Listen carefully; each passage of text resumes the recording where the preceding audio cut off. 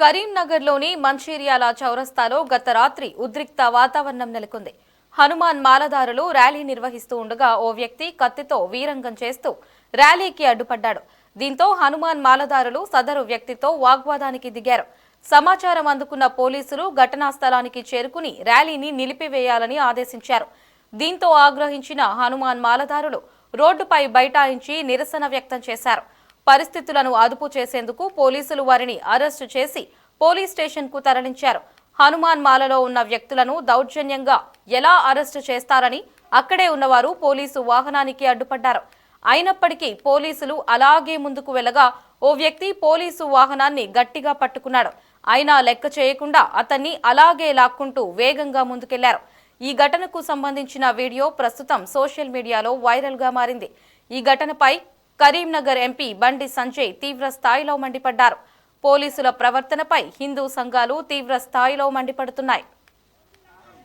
जय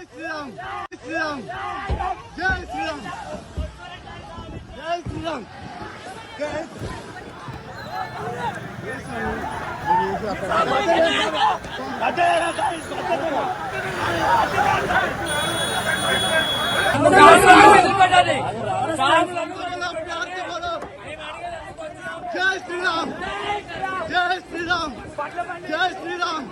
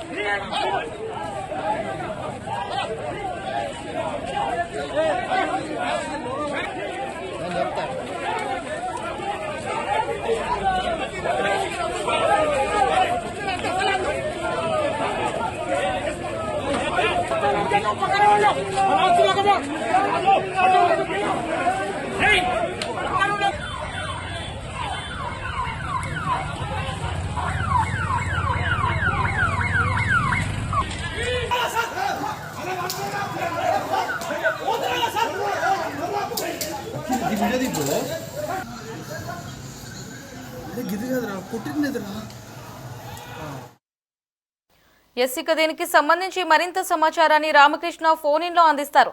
రామకృష్ణ, చెప్పండి, హనుమాన్ మాలదారుల పైన పోలీసులు ఇటువంటి పరిస్థితులు, అంటే వాహనం పట్టుకున్నా సరే మాకు ఎటువంటి సంబంధం లేదు అని వాళ్ళని అలా లాక్కెళ్ళిపోతున్న విజువల్స్ కూడా మనం స్క్రీన్ పైన చూసాం. మరి ఇటువంటి పరిస్థితుల్లో ఇటు హిందూ ధర్మంకి సంబంధించిన పెద్దలు ఎలా రియాక్ట్ అవ్వబోతున్నారు?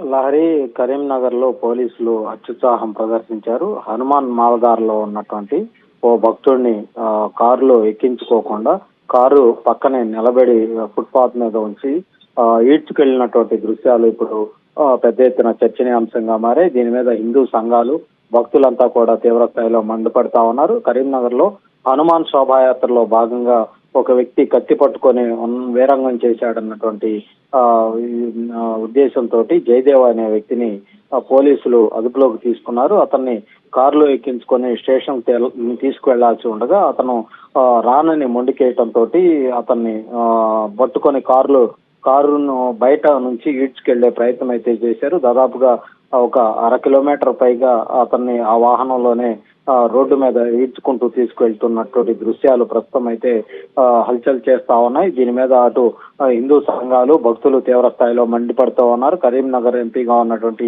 బండి సంజయ్ కూడా పోలీసుల వ్యవహార శైలిని తీవ్రంగా తప్పుపట్టారు. ఈ విధంగా వ్యవహరించడం సరైంది కాదని తక్షణమే సంబంధిత పోలీసుల మీద చర్యలు తీసుకోవాలని కూడా డిమాండ్ చేశారు. అయితే ఆ ఘటన అలా వీడ్చుకు వెళ్తున్నటువంటి సందర్భంలోనే భక్తులంతా కూడా ఒక్కసారిగా పరుగులు పెడుతూ ఆ వాహనాన్ని పట్టుకునే ప్రయత్నం అయితే చేశారు. ఆ వాహనం నిలువరించి అక్కడికి వెళ్లారు.